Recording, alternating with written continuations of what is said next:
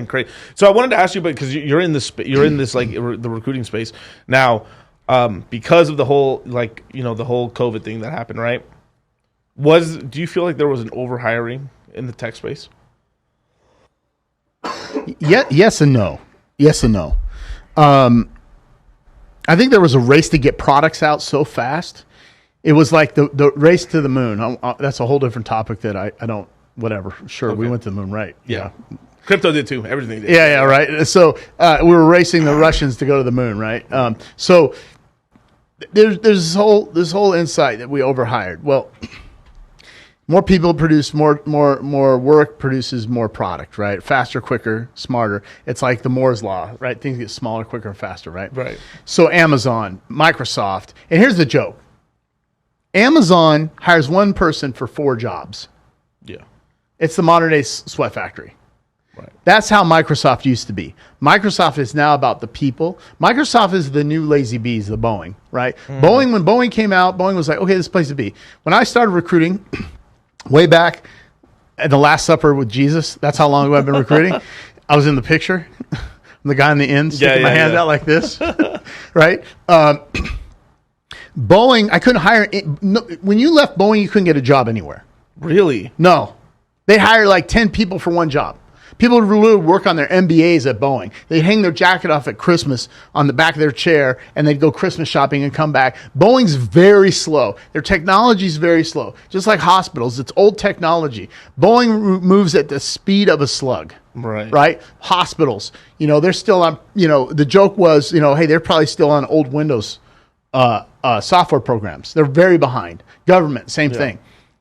So Microsoft had to change because it was a sweatshop, and then they changed as Bill Gates left, and he left as an employee, the chairman, whatever. Yeah. Then things started changing where it was like, okay, let's hire 5 guys for one job. You're responsible for the click button on Outlook. Okay, that's my whole job, right? And so what happens is they hire all these program and product and project managers. Everybody's a program, project, and product manager. Everybody. Triple P's, right? And they just have and when you go to Microsoft, it's all these people and they're all in these offices and nobody's there. All these offices and nobody's there. Right. And it's very like you can literally take a second job and work at Microsoft. Amazon. Now, hold up, you guys. Legally, don't do that. Don't do that. But totally do it, bro. Totally do it. I know guys they have 3 fucking coding jobs right now and are making like $600,000 a year. Get that bag.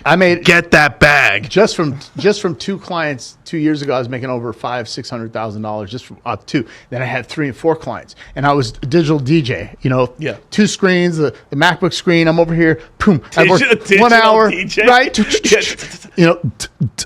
Right. And so I had 2 hours with this client, 2 hours with this client, 2 hours with that client, and then I take Fridays off. Right. So I was working maybe 30 hours a week.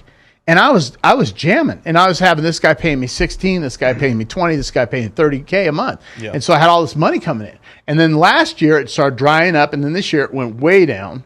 I lost 76% of my income, 76.4% of my income. Sheesh, that's crypto numbers, baby. But to answer your question, so then what Amazon does, Amazon, even though they were hiring a lot of people, there's a big attrition rate. Attrition meaning there's people coming and going. Turnover. Here's your new desk, Miguel. Well, 200 people have already sat in that desk.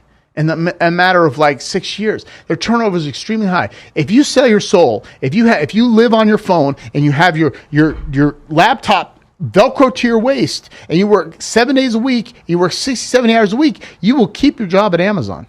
Now they laid people off, and I'm like, oh my God, what are they thinking? Those poor people.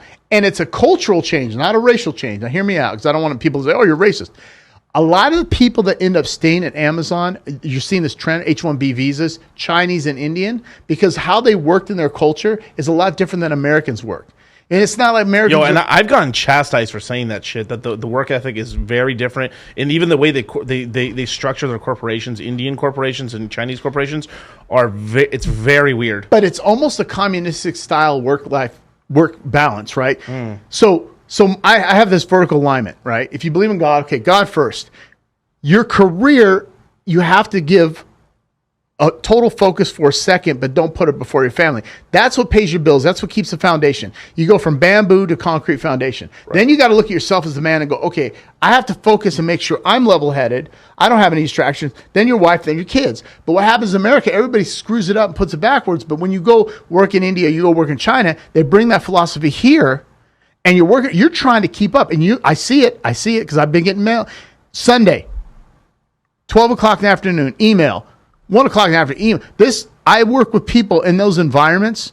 I had Amazon as my client, and literally they're working 7 days a week, 12 hours a day. They're going to like their kid's sweet 16th birthday with their laptop, and she's sitting there on the laptop working. Damn.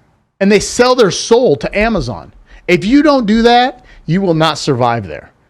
Now, they lay people off. I'm like, oh my gosh, how are you going to survive?